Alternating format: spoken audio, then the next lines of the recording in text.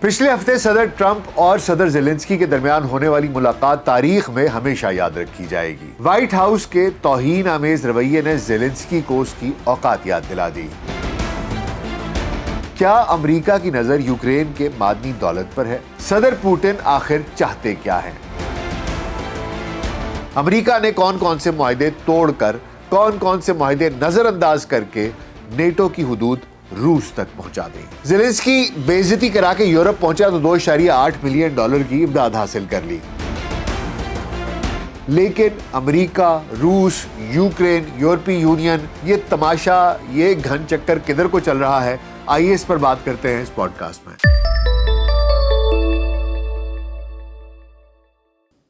VLC pod cost میں doctor ناصر بھائی کے ساتھ آپ کی خدمت میں حاضر ہیں۔ السلام علیکم۔ تہذیب کا سب سے بڑا احسان یہ ہے کہ اس نے انسان کو اپنی ازلی جبلت پر قابو پانا سکھایا ہے، اسے مہذب بنایا ہے۔ یہ تہذیب ہی ہے جو انسان کو جنگ کے میدان سے نکال کر مذاکرات کی میز پر لے آئی ہے، انسان کو دوسروں کا احترام کرنا سکھایا ہے، اسے اختلاف رائے کو برداشت کرنے کا حوصلہ بخشا ہے۔ یہ تہذیب ہی ہے جس نے ایک اخلاقیات کو مرتب کیا، ظلم اور ناانصافی کا راستہ روکنے کے لیے قوانین وضع کیے، ظالم اور مظلوم کے درمیان فرق واضح کرنے کے لیے اصول متعارف کروائے۔ لیکن افسوس، صد افسوس، یہ تہذیب آج کے اس دور جدید میں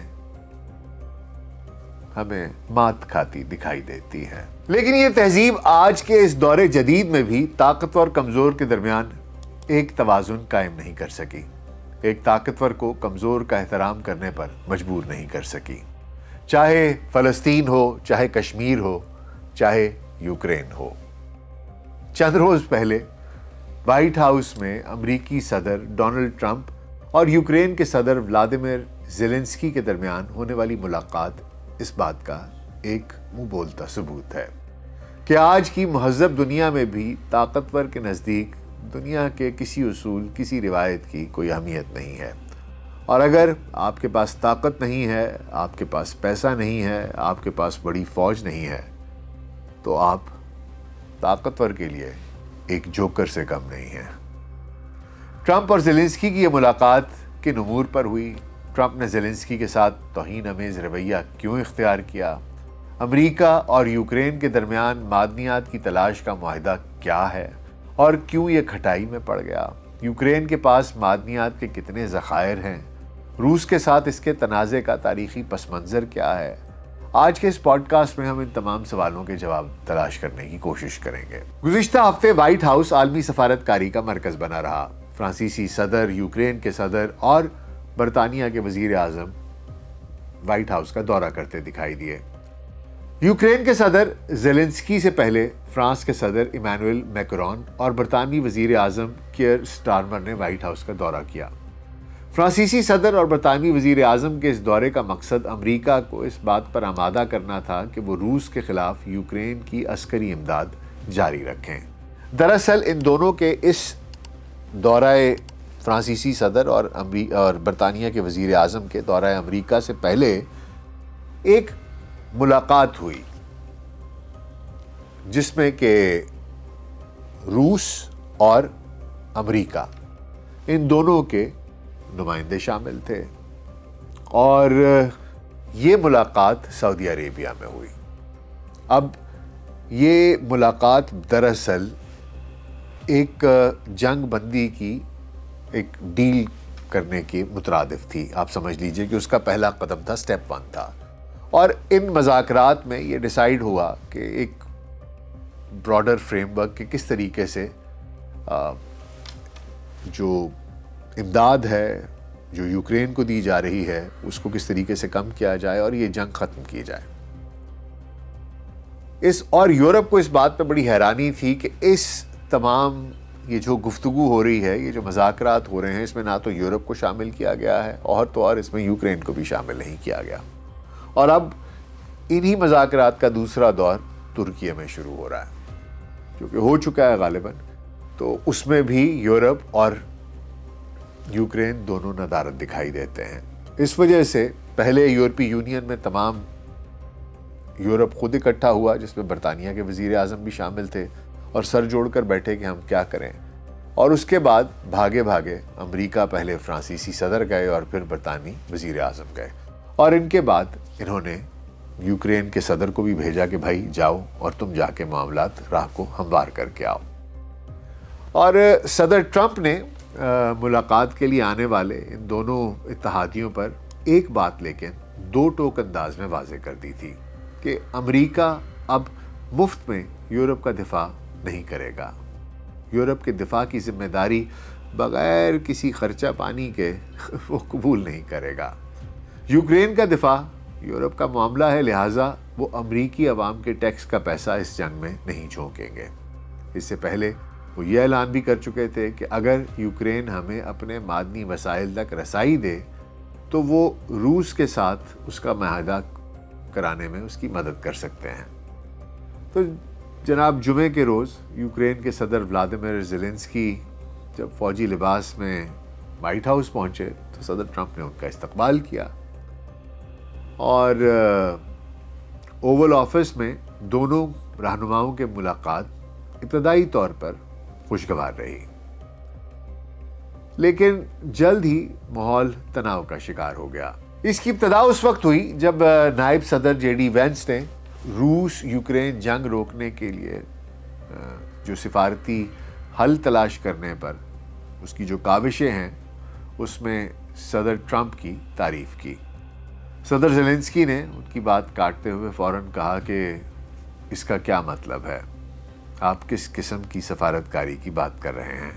غالباً ان کو اس بات کا غصہ تھا کہ جو مذاکرات ہو رہے ہیں اس میں یوکرین کو شامل نہیں کیا گیا. اور ویسے بھی اس سے پہلے کچھ بات چیت ایسی ہوئی کہ کچھ بیانات ایسے ہوئے کہ شعلہ بیانی میں ایک دفعہ ٹرمپ نے ان کو زیلنسکی کو ڈکٹیٹر کہہ دیا اور ایک دفعہ ان کو مسخرہ کہہ دیا، شاید اس وجہ سے بھی کہ یہ اس سے پہلے ایک کمیڈین تھے. خیر جے ڈی وینس کی بات کو زیلنسکی نے ٹوکا اور یہ سوال کر دیا، جس پر جے ڈی وینس ترکی بترکی جواب دیتے ہوئے انہوں نے یہ کہا کہ وہ اس سفارتکاری کی بات کر رہے ہیں جو یوکرین کو تباہی سے بچا سکے. اس کے بعد تو اوول آفس میں تلخ کلامی تکرار میں بدل گئی. ایک موقع پر صدر ٹرمپ نے زیلنسکی کو اسٹوپڈ صدر کہہ کر مخاطب کیا، انہیں یہ کہہ کر خاموش کر دیا کہ آپ نے بہت بات کر لی ہے، اب ہماری بات سن لیں. ٹرمپ نے انتہائی نامناسب انداز میں زیلنسکی پر واضح کر دیا کہ آپ کے پاس کھیلنے کے لیے کوئی زیادہ کارڈز نہیں ہیں، آپ کے پاس اسلحہ ہے نہ مطلوب تعداد میں فوجی. اگر ہم پیچھے ہٹ جائیں تو یہ جنگ 2 ہفتے میں ختم ہو جائے گی. صدر زیلنسکی نے جب کہا کہ وہ کسی صورت اپنے دفاع کا حق سرنڈر نہیں کریں گے تو اس پر نائب صدر جے ڈی وینس نے انہیں فوراً ٹوک دیا اور کہا کہ آپ کیمروں کے سامنے ہماری توہین کر رہے ہیں. یہ رویہ اوول آفس کی توہین ہے، امریکی عوام کی توہین ہے جو اپنے ٹیکس کا پیسہ آپ کے دفاع پر خرچ کر رہی ہے. زیلنسکی نے جب اعتراف کیا کہ ان کے پاس سودے بازی کے لیے کوئی کارڈ موجود نہیں ہے اور شاید 2 ہفتے تو کیا 2 دن بھی یہ جنگ جاری نہ رکھ سکیں، تو صدر ٹرمپ نے انہیں غصے سے اس کے بعد ٹوک بھی دیا کہ آپ تیسری عالمی جنگ چھیڑنے کے لیے جوا کھیل رہے ہیں. آپ ہمیں نہ بتائیں کہ ہمیں کیا کرنا چاہیے، آپ امریکہ کے بغیر کچھ نہیں کر سکتے. تناؤ کے اس ماحول میں اس وقت مزید شدت آ گئی جب ایک رپورٹر نے صدر زیلنسکی سے سوال کیا کہ آپ سوٹ اور ٹائی پہن کر کیوں نہیں آئے. صدر زیلنسکی نے اس سوال کو یہ کہہ کر ٹال دیا کہ وہ ایک جنگ زدہ ملک کے صدر ہیں اور جنگ کے خاتمے پر ہی فوجی لباس اتار کر سوٹ پہنیں گے. صدر ٹرمپ جس وقت زیلنسکی کو روس کے ساتھ معاہدے کی افادیت پر دھواں دھار لیکچر دے رہے تھے، اس وقت ایک رپورٹر نے ان سے پوچھا کہ اس بات کی کیا ضمانت ہے کہ روس کل کلا اس معاہدے کی خلاف ورزی نہیں کرے گا. اس کے جواب میں صدر ٹرمپ نے اس رپورٹر سے کہا کہ ابھی آپ کے سر پر کوئی بم نہ گر جائے، اس بات کی کیا ضمانت ہے. اس سے پہلے کہ اوول آفس میں یہ تکرار مزید بڑھتی، صدر ٹرمپ نے نہ صرف میٹنگ ختم کر دی بلکہ مشترکہ پریس کانفرنس بھی منسوخ کر دی.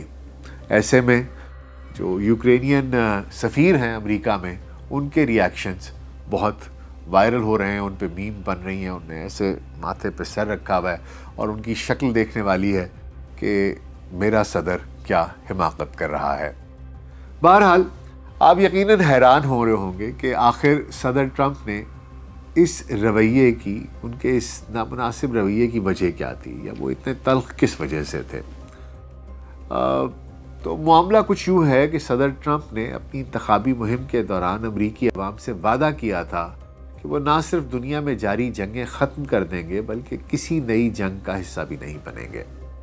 ان کے نائب صدر جے ڈی وینس تو خاص طور پر یوکرین کو اربوں ڈالر امداد کے مخالف رہے ہیں۔ ٹرمپ انتظامیہ صرف یوکرین اور روس کے درمیان امن معاہدہ ہی نہیں کرانا چاہتی ہے، بلکہ وہ یوکرین کے معدنی ذخائر میں 50% شراکت داری کا مطالبہ بھی کر رہی ہے۔ اگرچہ صدر ٹرمپ کا دعویٰ ہے کہ یوکرین کے دفاع پر اب تک امریکہ 350 ارب ڈالر خرچ کر چکا ہے، تاہم ان کا یہ دعویٰ بعض روایات کے مطابق، بعض لوگوں کے مطابق یہ دعویٰ درست نہیں ہے، اور وہ کہتے یہ ہیں کہ حقیقت یہ ہے کہ ابھی تک امریکہ نے لگ بھگ 150 ارب ڈالر کا اسلحہ اور دیگر ساز و سامان یوکرین کو فراہم کیا ہے۔ اس سرمایہ کاری کو ٹرمپ انتظامیہ اب سود سمیت وصول کرنا چاہ رہی ہے۔ اس کی نظر میں یوکرین کے معدنی ذخائر اور معدنی دولت ہے۔ دراصل یوکرین میں 8700 سے زائد مقامات پر 120 میں سے 117 انتہائی استعمال ہونے والی صنعتی معدنیات کے تجارتی لحاظ سے قابل استعمال ذخائر موجود ہیں۔ انسٹیٹیوٹ آف جیولوجی کے مطابق یہ ذخائر لیتھیم، سیریم، نیوڈیمیم، اربیم، یوٹیریم اور اسکینڈیم جیسے نایاب عناصر پر مشتمل ہیں۔ یہ عناصر ٹی وی، لائٹنگز، ونڈ ٹربائنز، برقی گاڑیوں کی بیٹریوں، لیزرز اور جوہری توانائی میں استعمال ہوتے ہیں۔ ان میں سے زیادہ تر ذخائر ایسے ہیں جہاں ابھی تک کان کنی شروع نہیں کی گئی ہے۔ فوربس یوکرین کے مطابق ان ذخائر کی مالیت 12 کھرب پاؤنڈ سے زائد ہے۔ ان میں 6 کھرب پاؤنڈ کے معدنی وسائل ان علاقوں میں ہیں جن پر اس وقت روس کا قبضہ ہے۔ ان علاقوں میں لوہانسک، دونستک، زپوریزیا اور کھیرسن کے علاقے شامل ہیں۔ اس کے علاوہ کریمیا میں بھی 165 ارب پاؤنڈ مالیت کے معدنی وسائل موجود ہیں، تاہم وہاں بھی روسی افواج کا قبضہ ہے۔ اگرچہ یوکرین کے پاس ایک ماہر اور نسبتاً سستی افرادی قوت اور ترقی یافتہ بنیادی ڈھانچہ موجود ہے، لیکن اس کے باوجود ان معدنیات کی کان کنی کے لیے یوکرین کو بھاری سرمایہ کاری درکار ہے۔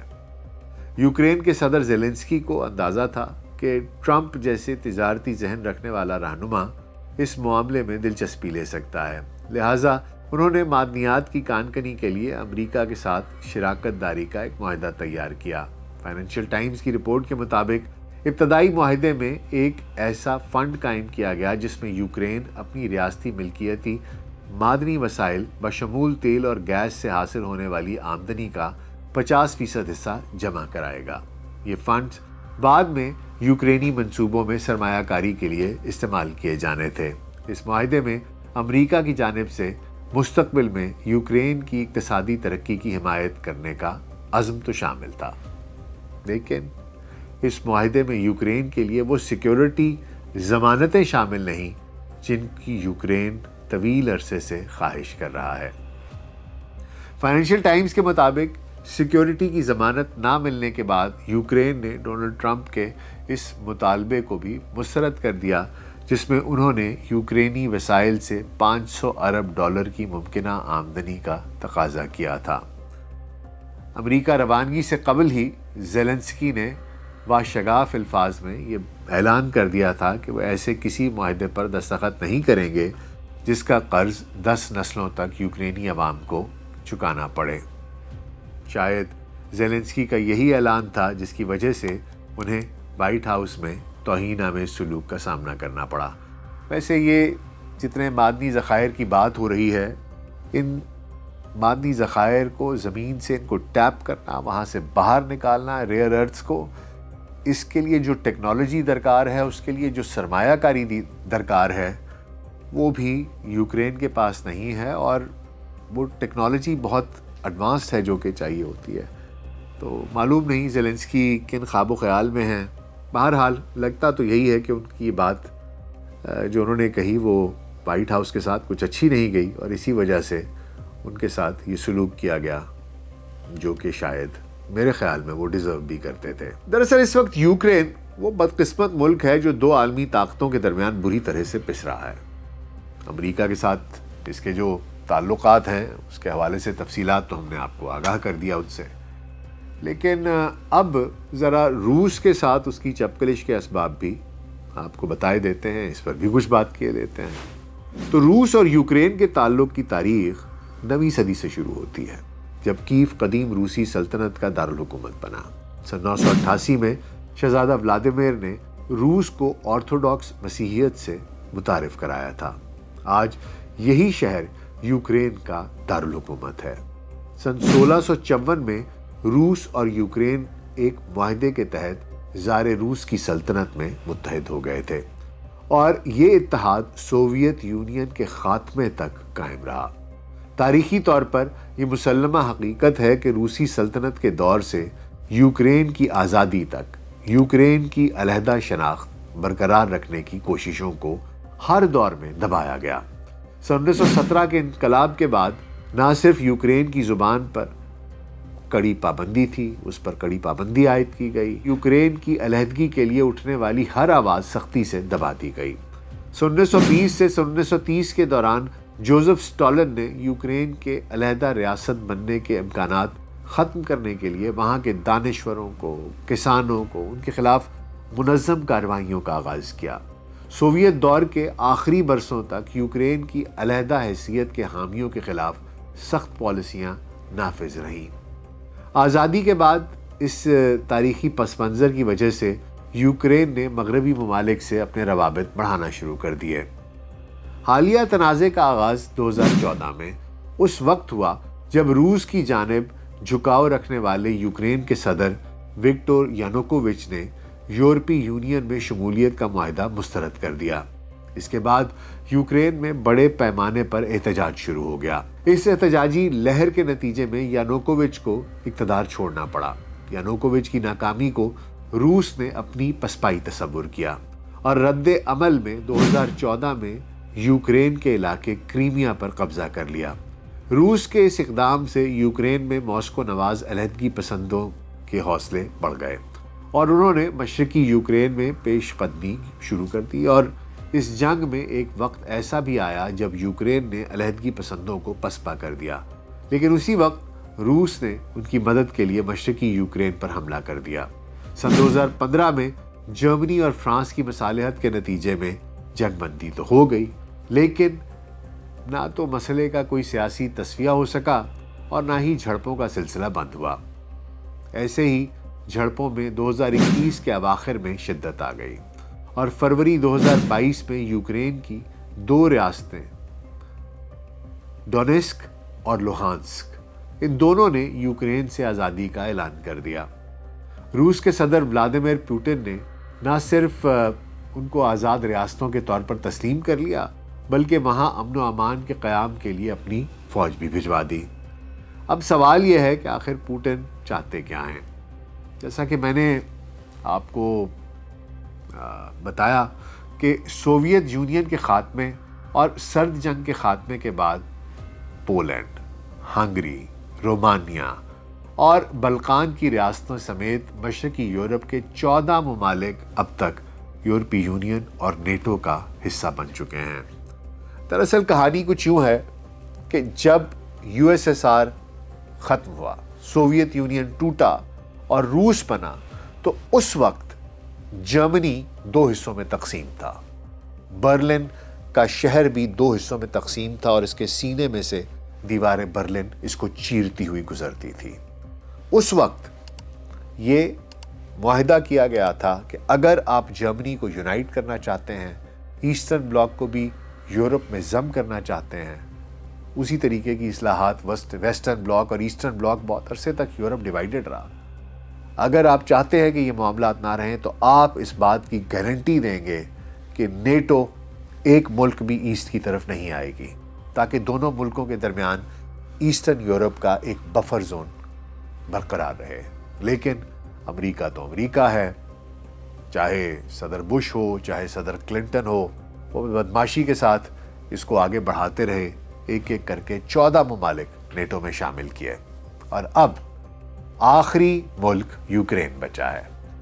اب اگر یوکرین بھی یورپی یونین میں یعنی کہ نیٹو میں شامل ہو جائے تو اس کا مطلب یہ ہے کہ نیٹو روس کی سرحد پر بیٹھ جائے گا۔ یہی وجہ ہے کہ روس یوکرین کو اپنی ریڈ لائن قرار دیتا ہے۔ صدر پوٹن کو خدشہ ہے کہ مغربی ممالک یوکرین کو روس کے خلاف لانچنگ پیڈ کے طور پر استعمال کرنا چاہتے ہیں اور روس اس صورتحال کو کسی صورت قبول نہیں کرے گا۔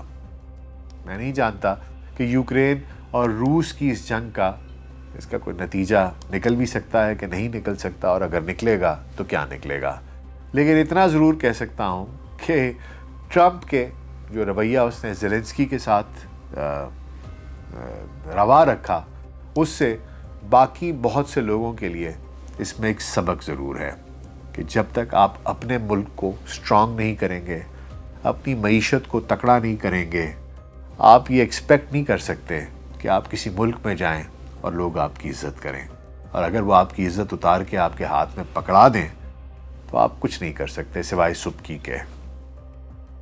اسی لیے جو رونا روتے ہیں، جو منتیں کرتے ہیں، سماجتیں کرتے ہیں، آپ کے ترلے واسطے ڈالتے ہیں کہ حضور اس ملک کا سوچ لیجئے، ہمارے حال تو یوکرین سے بھی برے ہیں۔ گو کہ زیلنسکی یہاں سے بے عزتی کرانے کے بعد واپس یورپی یونین گیا اور وہاں پر اس کا بڑا اچھا استقبال کیا ہے یورپ والوں نے، اور اس کو $2.8 ملین کی امداد بھی دے دی ہے، اور پرسہ ورسہ دیا ہے، کچھ حوصلہ دیا ہے کہ بچے گھبراؤ نہیں۔ لیکن مسئلہ یہ ہے کہ یورپ خود is like a had less chicken, انہیں خود نہیں پتا کہ ان کی خارجہ پالیسی ہے کیا۔ وہ امریکہ کی طرف دیکھتے ہیں، امریکہ جس بات پہ ہاں کہتا ہے وہ ہاں کہہ دیتے ہیں، امریکہ جس بات پہ نہ کہتا ہے وہ نہ کہہ دیتے ہیں۔ لیکن اب امریکہ یہ کہتا ہے کہ یورپ کو اپنا دفاع خود کرنا پڑے گا، ہم یورپ کا دفاع نہیں کریں گے، اپنی پالیسیاں بناؤ، اپنا دفاع خود کرو، ہماری طرف مت دیکھو، ہمارے پاس اپنے بہت بکھیڑے ہیں۔ تو اس وجہ سے یورپ خود اب ذرا پریشان ہے، اب بڑے عرصے کے بعد، بڑی دہائیوں کے بعد انہیں اپنی خارجہ پالیسی تشکیل دینی پڑ رہی ہے امریکہ سے علیحدہ ہو کر۔ وہ کیا کرتے ہیں یہ بھی دیکھنے والی بات ہے۔ زیلنسکی بیچارے کے لیے تھوڑا سا کوئی کیا کہتے ہیں کنسولیشن پرائز تو ہے کہ $2.8 ملین اس کو مل گئے ہیں، لیکن کیا بنتا ہے اس کا، کیا نہیں بنتا، بہت مشکل وقت ہے یوکرین کے لیے بھی اور زیلنسکی کے لیے خصوصی طور پر، اور یورپ کے لیے بھی۔ دیکھیے کیا پیش رفت ہوتی ہے۔ دوسرا دور جیسا کہ میں نے آپ کو بتایا ترکی میں ہو گیا، کیا جنگ بندی ہو جائے گی، کیا کوئی ڈرافٹ تیار ہو جائے گا اور یورپ اور زیلنسکی اس پر دستخط کر دیں گے to become a part of it. What is going to happen, دیکھیں گے مستقبل میں کیا ہوتا ہے۔ تب تک کے لیے اجازت دیجیے، اللہ حافظ۔